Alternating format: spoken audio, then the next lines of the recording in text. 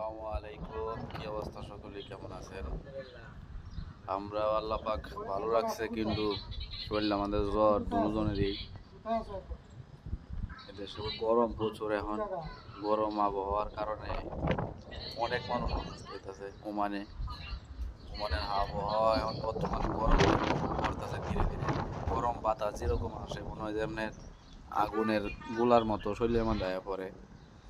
তো বাইরে কাজ করি তো সমস্যা, এরও অনেক সমস্যা, অনেক অসুস্থ। তো সবাই দোয়া করবেন আমাদের জন্য, সকল প্রবাসীদের জন্য দোয়া করবেন ইনশাল্লাহ।